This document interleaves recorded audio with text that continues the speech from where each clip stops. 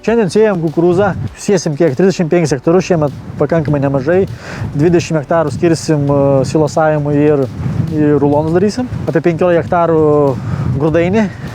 Irgi tikriausiai dėsim į rulonus. 6 metus pats sėjau kukurūzą, turėjau savo seną sėjamąją, bet atėjo toks laikas, kai sėjamoji paseno, technologija paseno.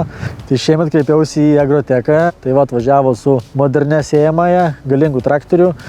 Kitas dalykas dėl darbo jėgos, nes čia yra darbas 2 žmonėms, reikia ir trąšas užpilti, ir pačiam vairuoti, pačiam daryti, trąšas atsivežti, o kadangi darbo jėgos trūksta, tai paprašiau yra pasamdyti. Atvažiavo operatorius, padarys savo darbą, pasies kukurūzą, tiksliai išsies trąšas, sutaupysim ir laiko, ir pinigų. Patogus užsakyti paslaugą yra vien dėl to, kad atvažiavo, padarė, tai yra vienos dienos darbas. Jeigu nespėjom padaryti per dieną, tai 2 dienų ir viskas. O sėjimoji, jeigu pirkti šiuolaikinę su visa technologinė įranga, su tiksliais įsėjimais ir elektroniniam tom išskaičiavimais, tai yra brangi technika.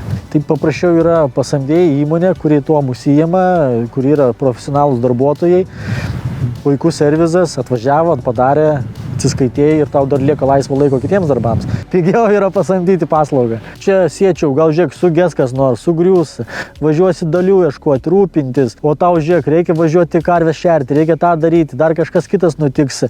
Ir tu servizo nėra, tai žiūrėk, dirbsi, raktą nulauši, vėl kažkas nutinka. O čia atvažiavo, sugedo, tai yra įmonės bėda. Kviečiasi servizą, atvažiavo servizas, operatyviai sureagavo, problemai sprendė, jie toliau, kada jie pabaigs, ar jie pabaigs šiandieną, ar jie pabaigs naktį, ar rytoj ryte, bet jie pabaigs ir išvažiuos. O aš tuo metu galiu arba eit miegoti ramiai, arba kitus darbus darytis. Tai tiek, labai patogu iš tikrųjų. Pernai buvo daromas Gioveilas, darė rulonavimą, paskui buvo ir pjovimas su grėbimu, visas pilnas komplektas. Irgi labai patogu.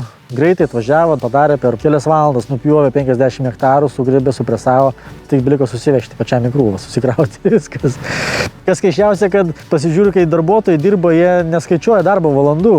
Diena naktis, varo, padarė lauką, važiavo miegoti. Pjovėjas nupjovė, pirmas grėbėjas sugrėbė antras, o presuotas liko ant galo lauke. Sako, kaip tu atvažiuosim, paimsim, kad ir naktį, sako, kaip pabaigs darbą. Jokių problemų, dirba komanda, žmonės susidirbė, vieni kiti puikiai pažįsta ir dėl to darbas sklandžiai vyksta. Aš tai labai patenkintas, nežinau kaip kiti, bet aš manau, tai išpopuliarės Lietuvoje ir po biškį turės vis tiek žmonės suprasti, kad geriau atvažiavo, padarė, tuo labiau, kad yra agrotekų jauna komanda, profesionalūs vairuotojai, darbininkai, jokių problemų, lankstus, paslaugus ir viskas puikiai vyksta.